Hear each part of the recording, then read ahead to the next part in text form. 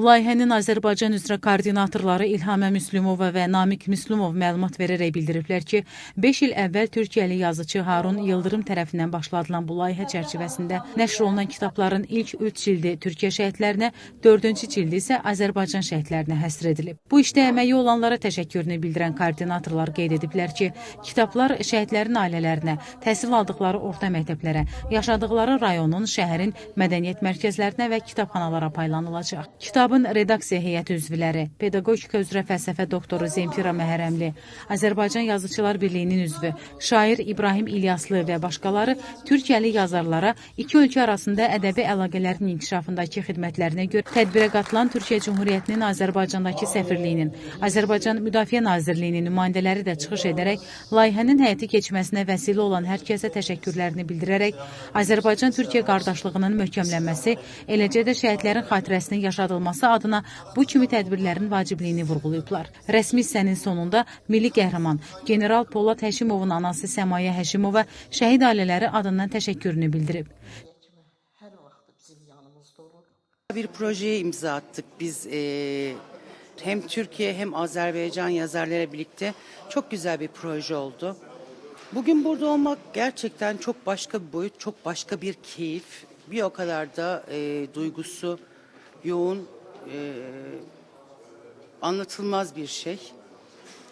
Ben herkese, emeği geçen herkese çok teşekkür ediyorum. Bir yazar bir şəhidi götürüb onun həyat hekayəsini hekayə şəklində qeyd edir, onu yazır və ona ait bir şeir həsr edir. 4-cü cildimizdə Harun Yıldırım bəy bizə təklif edir ki, 4-cü cildi biz Azərbaycan şəhidlərini həsr eləmək istəyirik. Biz düzü bu təklifə çox sevindik, çox qürurlandıq. Burada Türkiyəli yazarlarla bərabər Azərbaycanlı yazarlar da bizim Azərbaycan şəhidlərindən hekayələrini yazmışlar. Bizim məqsədimiz odur ki, bu kitab, bu hekayələr, bu şəhidlərimiz unudulmasın, gələcək nəsillərə ötürülsün və ümid edirik ki, bu layihə bizdən sonra da davam eləyər.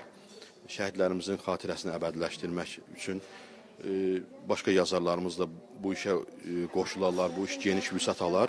Mən də Naxçıvan şəhərindən olan 1-ci Qarabağ müharibəsi şəhidi Can Polad Əsgərovun həyatını qələmə almışam. Böyük bir işdir. Bu layihə, yəni indiyə qədər həyata keçirilməyib ilk layihədir ki, həm Azərbaycan, həm də Türkiyə yazarlarından bircə ərsəyə gətiribdir. Şəhidlərimiz yaşasın, gələcəkdən gələnlər, uşaqlar, körpələr, hamısı görsünlər, bilsinlər ki, bizim bir belə şəhidlərimiz var. Torpaqlarımız uğrunda, millətimiz uğrunda şəhid olublar. Qarabağ uğrunda şəhid olublar. Bunu unutturmaq lazım deyil. Mən istəyirəm ki, əbəd olsun. Mənim həyat hekayəsini yazdığım şəhid Naxçıvan Muxtar Respublikasının Babək rayonunun Yarımca kəndində doğulub boya başa çatan İbrahim Vəlizadədir.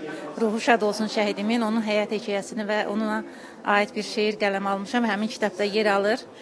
Və bizim borcumuzdur ki, bütün yazarların borcudur ki, hər bir şəhidi bir bənd şeir, bir parça, bir poema, bir roman, hekayə nə olsa onları yad etmək bizim borcumuzdur. Allah cəmi şəhidlərimizin ruhunu şad eləsin. Oğluma kitab yazılıb.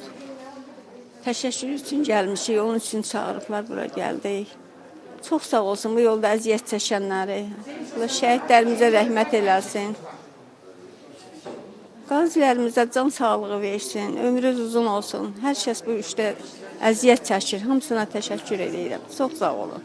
Qəhrəmanımız Vüsal Vəliyev haqqında mənim də hekayəm və şeirim bu kitabda gedibdir. Mən şəhidlərimizlə çox qürur duyuram. Bizim bu qəhrəman oğullarımız 30 illik qara ləkəni bizim alnımızdan təmizlədilər. Şəhid ailələrinin qarşısında baş əyirəm. Qazilərimizə, iştirakçılarımıza can sağlığı arzulayıram. Və bugünkü bu kitabın çıxmağında zəhməti keçən hər bir kəsə öz təşəkkürümü bildirirəm. Tədbirin bədii hissəsində xalq artistləri Gülyaz və Gülyanaq Məmmədovalar vətənpərvər mahnılar ifa ediblər.